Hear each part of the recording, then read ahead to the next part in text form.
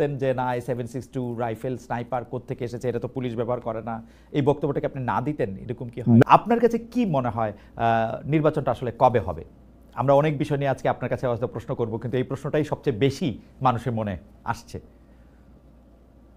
আমার মনে হয় যে প্রধান উপদেষ্টা ওনার বক্তব্য যে এই কথা বলেছেন তার বাইরে তো আর আমার যাওয়ার কোনো উপায় নেই। উনি বলেছেন যে ফেব্রুয়ারিতে মাসে হতে পারে, প্রথমে উনি বলছেন এপ্রিলে, এখন এখন পরে উনি বলেছেন যে ফেব্রুয়ারিতে হতে পারে। অনেক বিবেচনা করেই হয়তো বলেছেন। পলিটিক্যাল পার্টিগুলোর সাথেও আলোচনা হয়তো হয়েছে।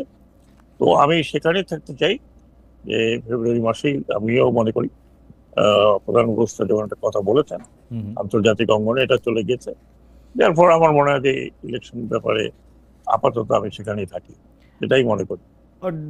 জি, ডক্টর হোসেন, অনেকে যে এরকম বলেন যে উপদেষ্টাদের মধ্যে কেউ কেউ আসলে অনেক দিন ধরে ক্ষমতায় থেকে যেতে চান, কেউ কেউ বলেন যে প্রধান উপদেষ্টাকে আরও কয়েক বছর ক্ষমতায় রাখা বা থাকার প্রশ্নে কেউ কেউ কথা বলছেন। অনেকে একথাও বলেন যে নির্বাচন প্রশ্ন উপদেষ্টাদের বিরুদ্ধে স্পষ্ট 2 বা 3 ভাগ রয়েছে। এই ব্যাপারগুলি কি আসলে সত্য?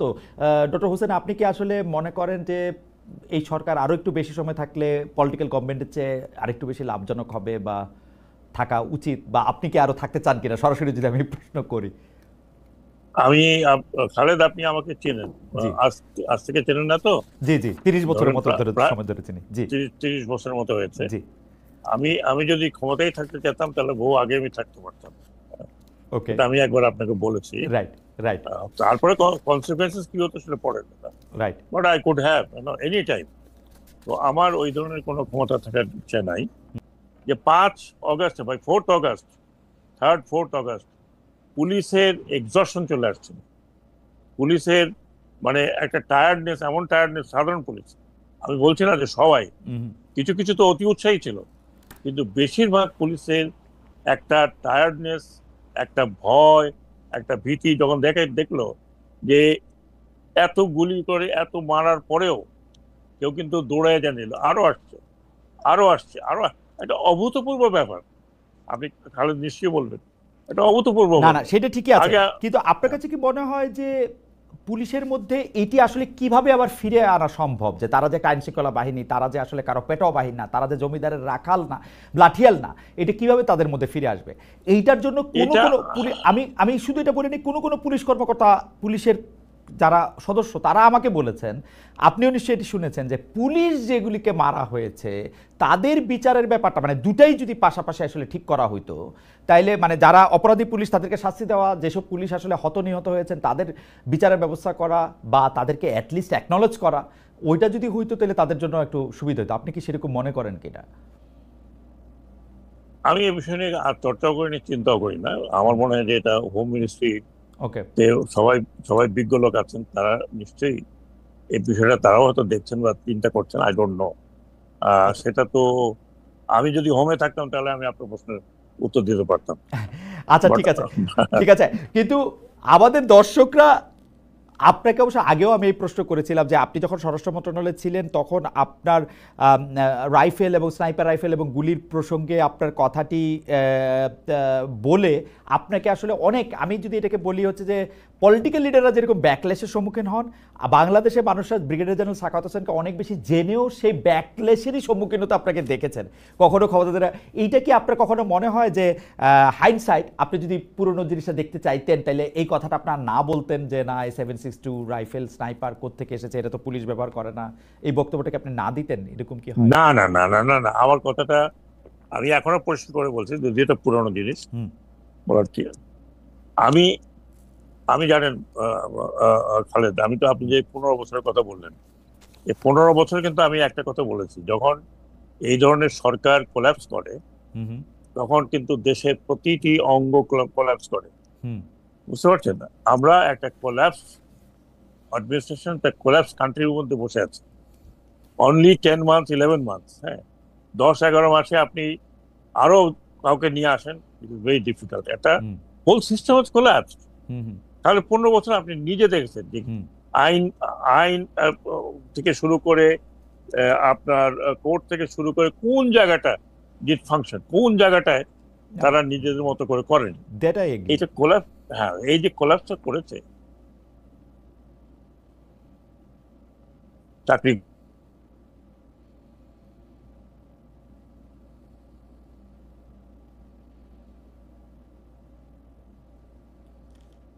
দেখেছি, নন পুলিশ তাদের হাতে রাইফেল। আমি তো এখানে আমি যেখানে আছি দিস সেন্টার, হুম তার মানে আপনার মহাখালী, হুম আমি আমার ছাদের উপর থেকে দেখেছি রেস্কিউ করতে এয়ারফোর্স দিয়ে তারা লুঙ্গি পরাচ্ছিল। হুম তারপরে ছাত্রলীগ, যুবলীগ, হুম আমি যদি আপনাকে ভিডিওগুলো দেখাই, হুম তাদের হাতে স্নাইপার রাইফেল, তাদের হাতে 7.62 এভিডেন্ট। আমি সে কথা বলেছি, ওকে এই পুলিশের রাইফেল এই সিভিলিয়ানদের হাতে কিভাবে গেল, এটার ইনভেস্টিগেশন করতে হবে। How this rifle has gone, it's dangerous issue.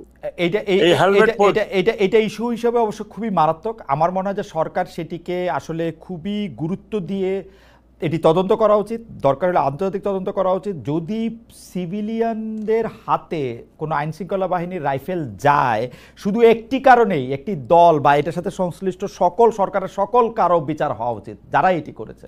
এটি আসলে আমি সেটাই বলেছিলাম, আমি এটা সেটা আসলে তদন্ত বলেছিলাম করা উচিত। তখন বলেছিলাম যে আমি হোমে আসছি, আমি এটা তদন্ত কিন্তু করব। কিন্তু এটাই ছিল আমার কথা। কিন্তু আপনার কথা শুনে অনেক আওয়ামী লীগের খুশি হয়ে এরকম ভাবে বলতে চেষ্টা করেছে যে এগুলি আসলে না, শিবির বা জামাতে ইসলামী এই 7.62 রাইফেল নিয়ে, পাকিস্তানি আচ্ছা, বাহিনী 7.62 রাইফেল নিয়ে আসলে গুলি করেছে, এটি বোঝা গেছে আচ্ছা, যে শোনেন, জামাতের কথা। এবং আপনাকে মন্ত্রণালয় থেকে চেঞ্জ করে দেওয়া এটা খুবই কোইনসাইড করেছে ওই সময় জিনিসটা, যে আপনাকে সরকার বিব্রত হয়েছে। না না না না, শোনেন, আমার দায়িত্ব ছিল, আমি মনে করি আমি হোম মিনিস্টার থাকলে এখন আমার দায়িত্ব ছিল, জি ছিল কি ছিল না এটা বড়, এটা আমারই দায়িত্ব ছিল, তাই না? রাইট। আমি তো আমি তো তখন একথা বলেছি এই কারণে যে অনেক রাইফেল আমাদের হারিয়ে গেছে তখন। আমি যখন ছিলাম 2,500 রাইফেল 7.62 ওয়াজ নট অ্যাভেলেবল। হ্যাঁ, কোথায় গেছে এগুলো, ওয়ার দে হ্যাভ গন। আমি তো একটা আলটিমেটাম দিয়েছিলাম যে 1 তারিখের মধ্যে রাইফেল যদি জমা না দেয় তাহলে ধরে নেওয়া হবে যে যে তারা ব্যান্ডেড। হ্যাঁ, এখনো তো অনেক, আমি জানি না কতগুলো রাইট। আমার এই প্রসঙ্গে শেষ প্রশ্ন, কারণ এটা নিয়ে আমি আর আপনার সঙ্গে এই মুহূর্তে, কারণ আমাদের অনেকগুলি বিষয় রয়েছে নির্বাচন এবং অন্যান্য আপনার মন্ত্রণালয়ের বিষয় নিয়ে, আমি শুধু একটা প্রশ্ন করতে চাই।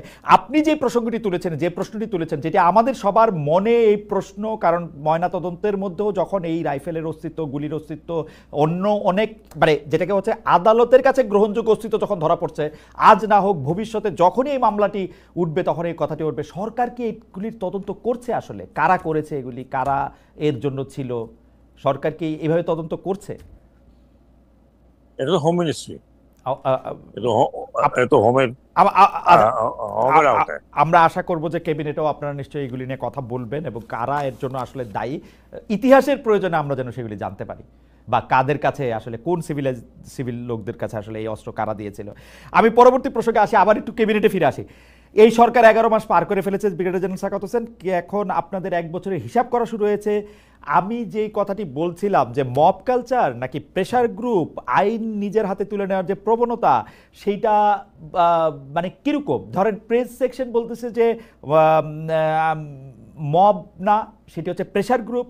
আবার সরকার থেকে বলা হচ্ছে যে এই মবের এই ব্যাপারগুলি কিন্তু বরদাস্ত করা হবে না। এইটা আসলে ক্যাবিনেটে কিভাবে আলোচিত হয়? এটা কি আসলে মব, প্রেশার গ্রুপ, নতুন ডিফিনিশন দরকার, কি আসলে জিনিসটা? এটা আপনি যেভাবে দেখেন, আপনি প্রেশার গ্রুপ বলতে আপনি যাদেরকে বোঝাচ্ছেন তাও হতে পারে। মব কালচার বলতে মবটা কারা, মব কি আপনি আমি গিয়েছি এই ধরনের একটা রেভলিউশন আপনি চিন্তা করেন, একটা টোটালি লিডারলেস যেটা হয়, যেটা যার ডেফিনেশন আপনি যেই দেন না কেন, যে মাস্টার মাইন্ড অমুক তমুক যাই হোক, বাট ফ্রন্টে তো কোনো ওই রকম আইকনিক লিডার ছিল যে তার নেতৃত্বে এই রেভলিউশন হচ্ছে। এই রেভলিউশন গুলো যেগুলো আমরা দেখেছি, ধরুন আপনার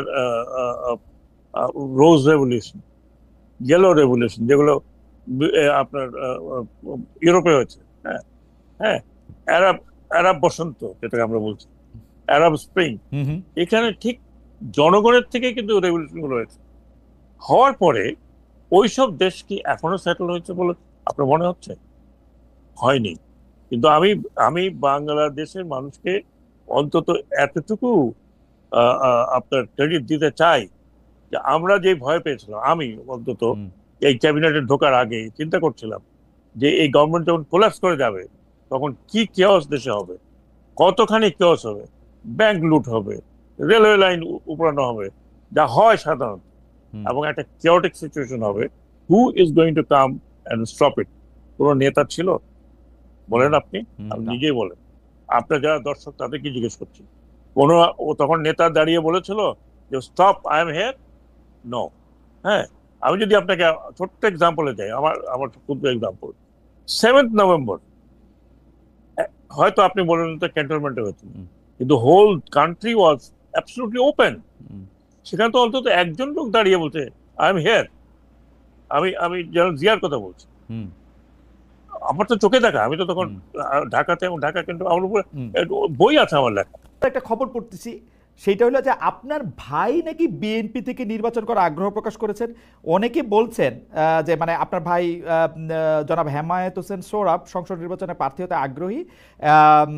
অনেকে বলছেন যে এটা হইলে আপনি কি আর লেভেল প্লেইং ফিল্ড করতে চাইবেন নাকি আপনি চাইবেন না? আপনি যদি এক নম্বর, প্রথম কথা হচ্ছে আমার ভাই ইজ অ্যান ইন্ডিভিজুয়াল, এবং সে বিএনপি যখন ছাত্র ছিল, সে ছাত্র দলে ছিল, জেলে গেছে, অনেক কিছু করেছে, পরে পারিবারিক কারণে সে অত অ্যাক্টিভ থাকে না।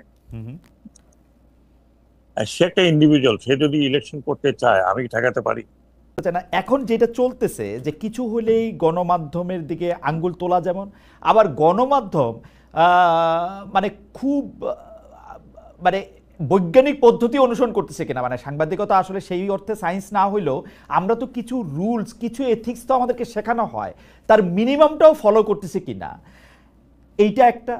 দুর্নীতি দমন কমিশন নিয়েও আপনি জানেন যে দুর্নীতি দমন কমিশনের দিকে আঙ্গুল তোলা হচ্ছে মানবাধিকার কমিশনের ক্ষেত্রে। আপনি যদি তিনটা বিষয় নিয়ে একটু অল্প অল্প করে বলতেন, যে মানে আমরা কোথায় দাঁড়ায় আসি।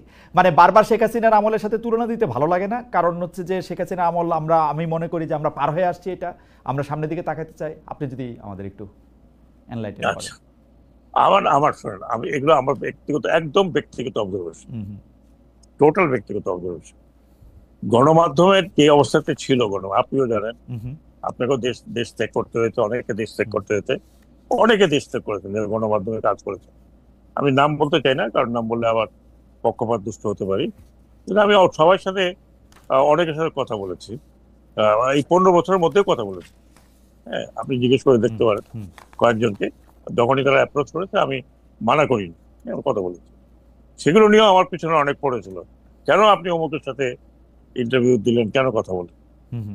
গণমাধ্যম এখন যে অবস্থা হয়েছে, একটা শ্বাসরুদ্ধকর পরিস্থিতি থেকে দে হ্যাভ কাম আউট, হয় না? ধরেন 1971 16 ডিসেম্বর মনে করেন, এভরিবডি ওয়াজ হ্যাপি, কেউ ডানে দৌড়াচ্ছে, কেউ বাঁয়ে দৌড়াচ্ছে, কেউ কি করতেছে, মানে একটা স্বাধীনতার যে স্বাদ, সেইটা হৃদয়ঙ্গম করতে করতে করতে করতে ইট টুক লট অফ টাইম। হ্যাঁ, আমি যদি সেটার সাথে তুলনা করি, গণমাধ্যম প্রত্যেকটি যারা প্রো ছিল, প্রো বাধ্য হয়েছে, প্রো একেবারে বাধ্য হতে হয়েছে। এই যে ইলেকশন গুলো হলো, আপনি কি মনে করেন ফুটেজ নেয়নি? ফুটেজ নিয়েছে, কারণ আমি তো ওতপ্রোত ভাবে না হলেও গণমাধ্যমের সাথে আমি, গণমাধ্যমের মাধ্যমে তো আমি উঠে এসেছি। আমার পরিচিত তো গণমাধ্যমের মাধ্যমেই, প্লাস হোক মাইনাস হোক, খারাপ হোক ভালো হোক, ওটার মাধ্যমেই তো। কারণ লোকে আমাকে চিনবে কেন, লেখালেখি, আপনাদের সাথে কথা বলা, টকশোতে যাওয়া, সেই পরিস্থিতিতে আমরা যখন ছিলাম। ধরুন, আমি আবার বলছি, আমি ওদিন এনটিভিতে বলছি যে আমাকে যখন ডাকতো এনটিভি, তো আমি প্রথমে জিজ্ঞেস করতাম যে ভাই আপনি আমাকে ডাকছেন, বুঝতে পারছেন তো আমাকে, আমি কিন্তু কোনো রাগ ঢাক কথা বলতে পারবো না। তো বলে না না না ঠিক আছে, আপনি আপনার মতো করে বলবেন। গেলে পরে শুধু এটুকু বলতো যে আমরা খুব বিপদে আছি। হ্যাঁ, সত্যি কথা বলছি, ওই দিন আমি একটা প্রকাশ্যে বলছি আমরা বিপদে আছি। তো আমি তো ওটা আচ্ছা ঠিক আছে, মানে let me not be very aggressive. হ্যাঁ, তো অথচ 71-এ আপনি দেখছেন আই বিন অ্যাগ্রেসিভ। হ্যাঁ, 5 জন 6 জন 7 জন সবাই আমার উপর ঝাঁপায় পড়তে একরকম। হ্যাঁ, কোনো কিছু বললেই শেষ পর্যন্ত সঞ্চালক ছিলেন, আচ্ছা আপনার সাথে এটা নিয়ে আমরা 1-to-1 কথা বলবো, তারপর আর 1-to-1 কোনো কথা হয়নি। আমি যেটা বলছি যে ওই সময় যে পরিস্থিতিটা ছিল, সেখান থেকে গণমাধ্যম এখন এক ধরনের বিশাল স্বাধীনতা পেয়েছে। হুম। এখন তো তাকে কেউ ভয় দেখাচ্ছে না, এই এটা করে দেবো, এইটা না, করবো, আপনি ওইটা কি করবো। সিরিয়াসলি বলতেছেন গণমাধ্যমকে কেউ ভয় দেখাচ্ছে না? আমি কিন্তু এটা বলে নিতেছি যে গণমাধ্যম মিনিমাম কোন সময় মিনিমাম এথিক্স মানতে তারা ব্যর্থতার পরে দিচ্ছে, কিন্তু গণমাধ্যমকে কি কেউ ভয় দেখাচ্ছে না? মানে আপনি আমি বলি এটি বলবেন? না না না না, আমি একটা বলি, আই হ্যাভ নো আইডিয়া। অ্যাপিয়ারেন্টলি আমি এখন দেখছি আপনি ইউটিউব, তারপরে ফেসবুক, তারপরে মানে বক্তব্য এগুলো ছাপা হচ্ছে বিভিন্ন পত্রিকা তো আপনি খালি 4-5টা বড় পত্রিকা দেখলে হবে না, আপনি কত যে পত্রিকা বাংলাদেশে, মানে আপনি উঠাইলে কত, কালকে দেখবেন যে ওই অমুকে পদত্যাগ করিয়া বাড়ি চলিয়ে গেছে, হ্যাঁ, অথচ সে দিব্যি কাজ করতেছে, হ্যাঁ, আজ অমুককে ধরে নিয়ে গেছে। এই যে কথাগুলো বেরোয়, চরিত্র হননগুলো হচ্ছে, এটা নিয়ে কেউ কারোর পিছনে পড়েছে এ পর্যন্ত? না ডক্টর হোসেন, আমি একটা বলি, গণমাধ্যম কতটা স্বাধীন সেটা দেখার আমার একটা লিটমাস টেস্ট আছে। সেইটা হচ্ছে রাষ্ট্রীয় গণমাধ্যম বা সরকারি গণমাধ্যমগুলি আসলে কি করে, বিটিভি কি করে, রেডিও কি করে। আমি সত্যি রেডিওর খবর আর বিটিভির খবর শুনে দিন হয়রান হয়ে গেলাম। প্রধান উপদেষ্টার খবর আর প্রধান উপদেষ্টার মুখ্য সচিবটা কি, তাদের খবর ছাড়া কোনো খবর নাই। আপনারে আমি বলি, বাসস আগেও বাসস ছিল, এখন যে কি পরিমাণ বাসস হয়েছে সেইটা আমি আপনাদের একটা ছোট্ট উদাহরণ দেই। বর্তমান সরকার যেহেতু আপনারা রাষ্ট্রপতিকে দেখতে পারেন না, তারা রাষ্ট্রপতির খবরও দেয় না। শোনেন, আমি আপনাকে একটা কথা বলি, আমি নিজেও আশ্চর্য হয়ে যাই, হ্যাঁ, কারণ তখন আমি ধরে নেই যে এদের ভাই অভ্যাস হয়ে গেছে, হ্যাঁ, এরা না, আপনারা যত মুখে বলেন আমি বিশ্বাস করি না। আপনারা নিশ্চয়ই আড়ালে ভয় দেখান, নাইলে সাংবাদিকরা এমন করবে কেন? বিটিভির সাংবাদিকদের মধ্যে আমি জেনে বলতেছি যে বিটিভিতে যে নিউজ সেকশনের যিনি দায়িত্বে আছেন তিনি কিন্তু নিউজ অনেক ভালো বোঝেন। আমি কিন্তু তার যে নিউজের যে রানডাউন, সেই রানডাউন দেখে আমি বুঝি ভয় না দেখাইলে এই নিউজ দেখানো সম্ভব না। আমার মনে ভয় না, অসম্ভব ভয় না। উনি ভাবছেন না আমি সরকারি চাকরি করি, হ্যাঁ, আমার সরকারি চাকরি বিধি আমার উপরে লাগু করে। এখন বিটিভিকে আজকে আপনি প্রাইভেট করে দেন, কর্পোরেট করে দেন, বিবিসির মতো, হ্যাঁ হ্যাঁ, ব্রিটিশ ব্রডকাস্টিং কর্পোরেশন, হ্যাঁ, আপনি করে দেন কর্পোরেশন। বিবিসি তো মাঝে মধ্যে বলে যে আমাদের এই বিষয়টা আমরা তা বলে কিন্তু বিবিসিটা হচ্ছে না পারতে বলে। আর এটা দুর্নীতি দমন কমিশনের ক্ষেত্রে আপনি দেখেন, দুর্নীতি দমন কমিশনের ক্ষেত্রে আঙ্গুল তোলা শুরু হয়েছিল প্রথমে এনসিপি নেতৃবৃন্দ এটা থেকে আঙ্গুল তুলতে শুরু করছে। তারপরে আমি বলতেছি না দুর্নীতি দমন কমিশন কাকরাইল মসজিদের ইমাম, তাদেরও ঝামেলা আছে, কিন্তু ঘটনা হচ্ছে যে এরপরে আমরা দেখা গেল যে দুর্নীতি দমন কমিশনকে একটা চিঠি দেওয়া হইতেছে, প্রধান উপদেষ্টার বিশেষ সহকারী চিঠি দিতেছে যে আপনারা এটা নিয়ে আর কথা বললেন না, চুপচাপ থাকেন। এই আপনি এটা কিভাবে দেখেন? আসলে আপনার কাছে আমার জানতে ইচ্ছা করে যে মানে এটা কিরকম। আমি পেপারে দেখেছি, এখন এটার জবাব তো উনি দিতে পারবেন, কেন দিলেন উনি দুদককে, আর দুদক জবাব দিতে পারবে। আমরা আবার শুনছি যে দুদকের চেয়ারম্যানকে ডাইকা নাকি আপনারা ধমকাইছেন যে এই চিঠি কেমনে বাইরে গেল। না, আপনারা বলতে কে?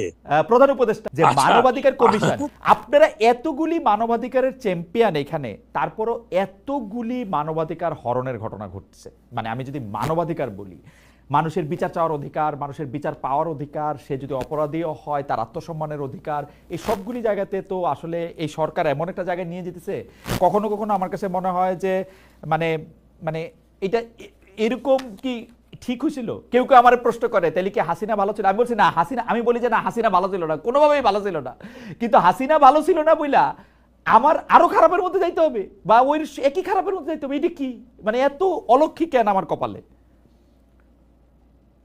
আমি মানব অধিকারে কে আছে তাও জানি না, বিশ্বাস করেন, কারণ আমি আমার 2 মন্ত্রণালয়ে সকালে যাই, সন্ধ্যার সময় আসি,